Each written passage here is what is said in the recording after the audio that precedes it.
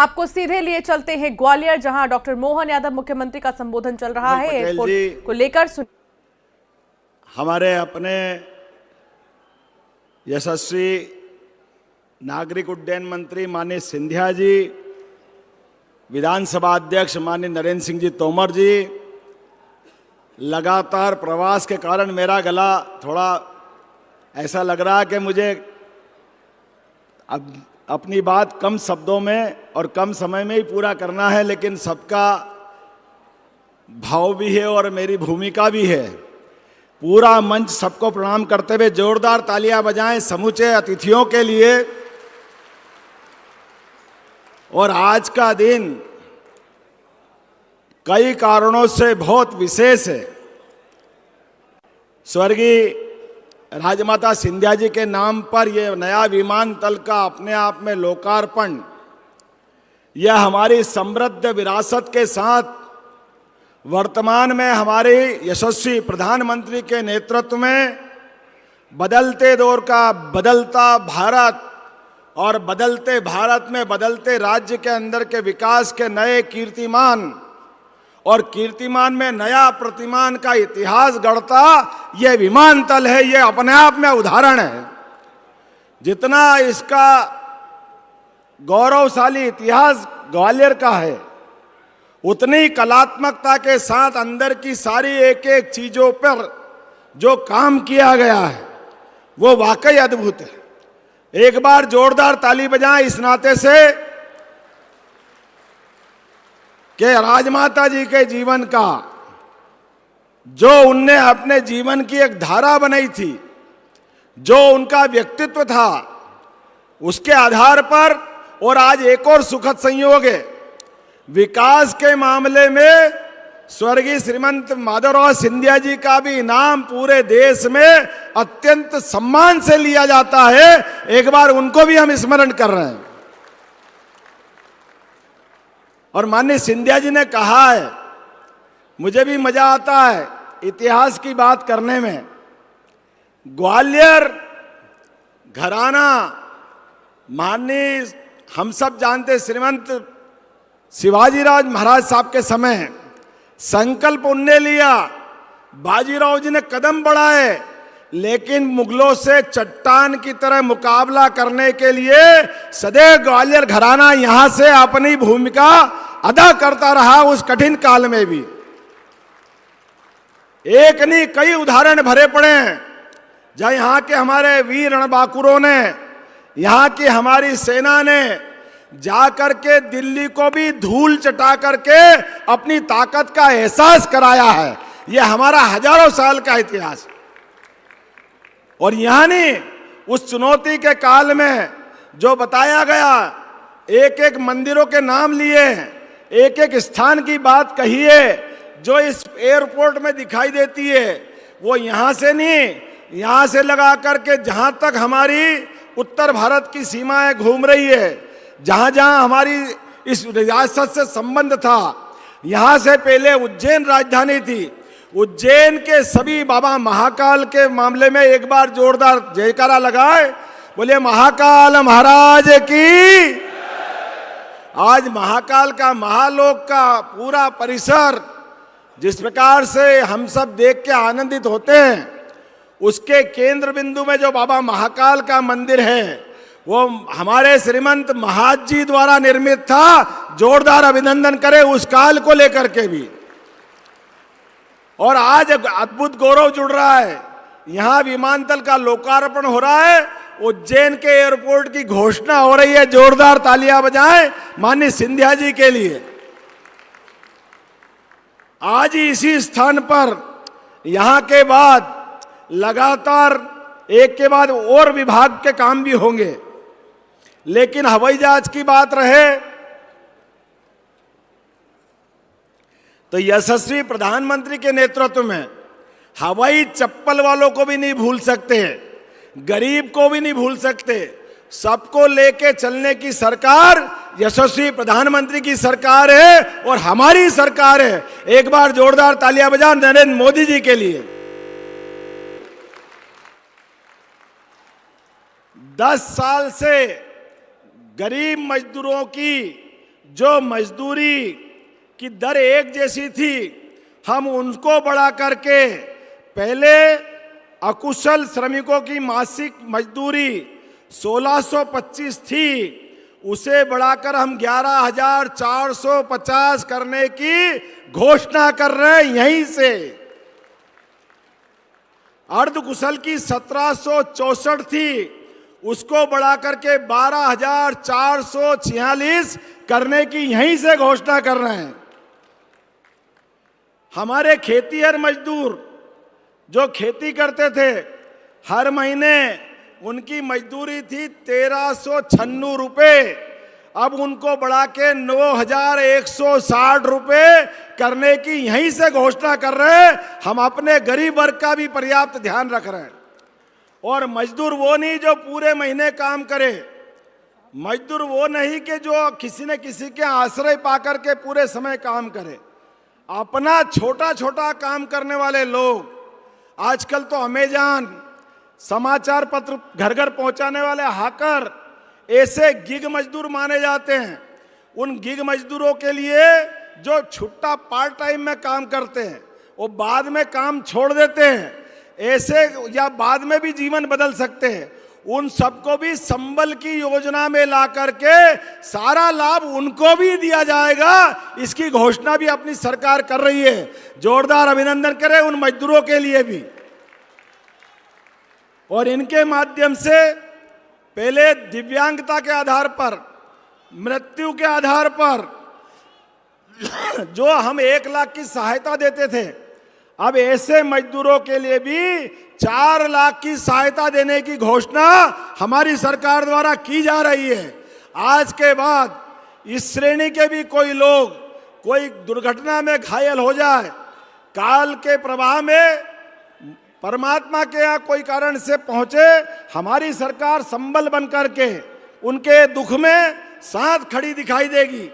मैं आज के इस अवसर पर, चूंकि हम यहाँ बात कर रहे हैं मजदूरों की, तो 50% लागत पर ई स्कूटर कोई मजदूर खरीदेगा, उसको भी 40,000 तक की निःशुल्क मदद करने की घोषणा हमारी सरकार करती है।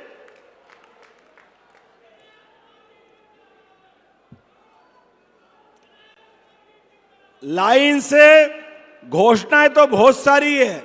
यहां आज ही आज लगभग संबल योजना के माध्यम से 678 करोड़ रुपए की राशि सभी हमारे श्रमिक बंधुओं के खाते में डालने की आज कार्रवाई संपन्न की। जोरदार ताली बजाएं अपने भाई बहनों के लिए।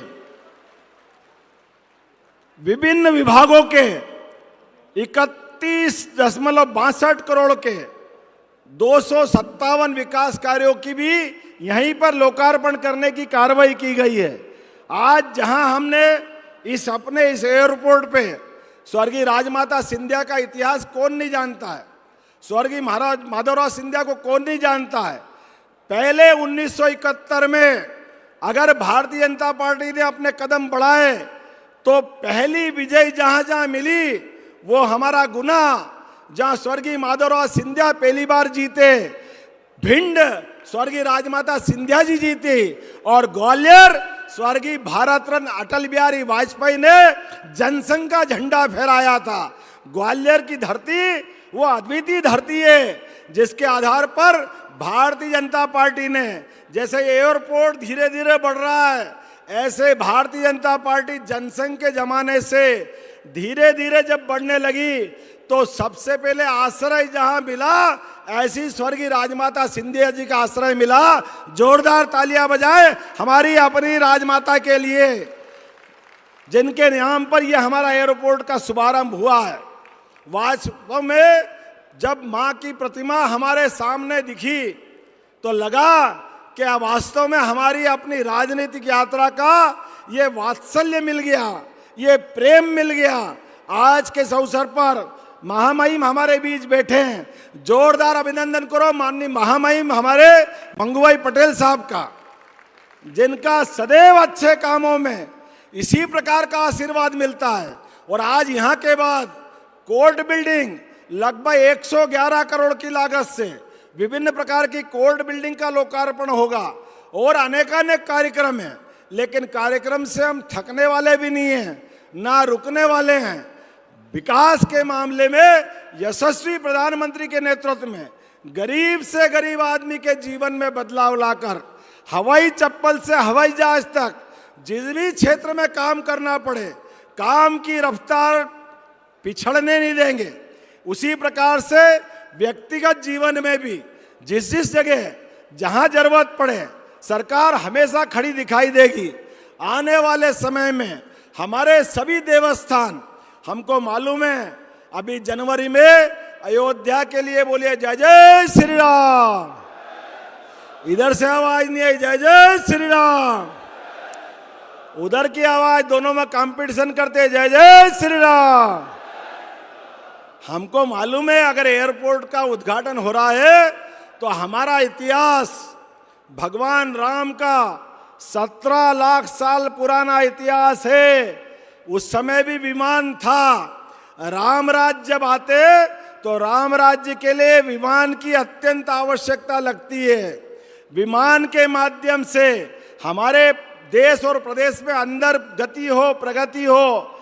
और दुश्मन आंख दिखाए तो आंख में आंख डाल करके हिसाब चूकता करने के लिए भी नरेंद्र मोदी जी के नेतृत्व में सर्जिकल स्ट्राइक में ग्वालियर से हवाई जहाज उड़े थे और पाकिस्तान की हवा निकालने का काम किया था।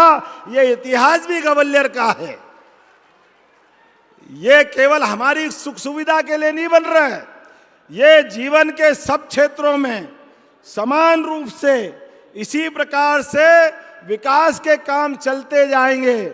आज के इस अवसर पर जोरदार ताली बजा करके पूरे कार्यक्रम के साथ विकास के मामले में हम सब संकल्प करें, विकास का क्रम यही जारी रहेगा। बहुत बहुत धन्यवाद। भारत माता की जय। बहुत बहुत धन्यवाद माननीय मुख्यमंत्री जी। और निरंतर मध्य प्रदेश विकास की ओर अग्रसर बढ़ रहा है और चहुमुखी विकास की ओर आगे बढ़ रहा है। और अब हम कार्यक्रम में वर्चुअली जुड़ने जा रहे हैं मुख्य कार्यक्रम स्थल से, जहां पर हमारे यशस्वी प्रधानमंत्री जी हम सभी को संबोधित करेंगे।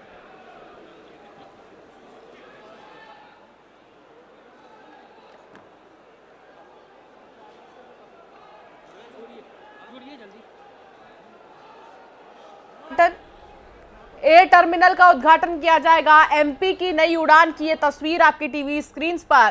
पीएम मोदी थोड़ी ही देर में जुड़ेंगे, वर्चुअली जुड़ेंगे और शुभारंभ भी करेंगे। सबसे बड़ी बात ये कि ग्वालियर के इस नए एयरपोर्ट का नाम राजमाता विजया राजे सिंधिया और जबलपुर के डुमना एयर टर्मिनल सहित 16 एयरपोर्ट का लोकार्पण और शिलान्यास किया जाएगा। बड़ी बात तो ये कि यहाँ पर मुख्यमंत्री भी मौजूद हैं, मंच पर कई कैबिनेट मिनिस्टर्स को आप देख रहे हैं, नरेंद्र सिंह तोमर भी मौजूद हैं और प्रधानमंत्री नरेंद्र मोदी जी हमारे साथ देख इस रहे हैं लिंक मंच के पर। द्वारा ग्वालियर जुड़ रहे एयरपोर्ट की हैं। खासियत सभी एक साथ मेरे कहें प्रधानमंत्री नरेंद्र मोदी जिंदाबाद, प्रधानमंत्री नरेंद्र मोदी जिंदाबाद।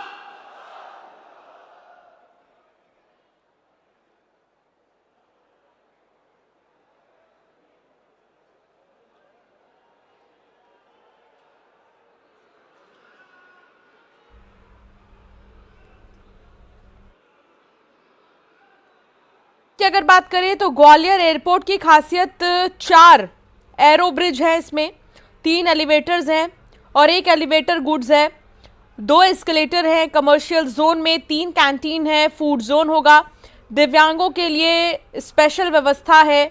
इसके अलावा बेबी केयर होम भी है। तो ग्वालियर एयरपोर्ट में ये तमाम सुविधाएं आपको देखने को मिलेंगी। 13 फ्लाइट एक साथ आ सकेंगी। 180 एकड़ का पूरा एरिया है। 500 करोड़ लागत से इसको तैयार किया गया। 300 करोड़ पहले चरण में खर्च किया गया और 1500 यात्रियों की क्षमता है। 700 कारों की पार्किंग है। इसके अलावा 9 एयरबेस और 4 ATR खड़े करने की भी क्षमता है।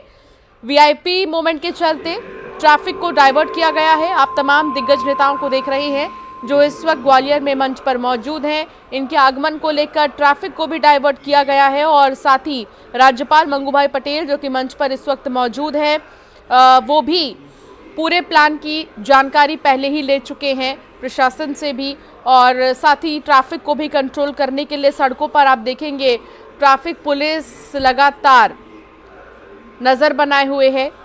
कनेक्टिविटी बहुत ज़्यादा खास होने वाली है। जबलपुर की अगर बात करें तो विस्तारीकरण क्योंकि जबलपुर एयरपोर्ट का हो रहा है, तो ऐसे में इसकी खासियत क्या है ये भी समझ लीजिए। लगभग 425 करोड़ विस्तार कार्य की लागत आई है, 500 यात्रियों की क्षमता है, 9000 वर्ग फीट बिल्डिंग क्षेत्रफल है, 3 एरो ब्रिज है, उन्नत बैगेज स्क्रीनिंग सिस्टम यहाँ पर होगा, और ये पीपीटी भी दिखाया जा रहा है, इसे भी देखिए। हो रहा है माननीय प्रधानमंत्री श्री नरेंद्र मोदी जी की दूरगामी सोच और माननीय मुख्यमंत्री योगी आदित्यनाथ जी के कर्मठ नेतृत्व से।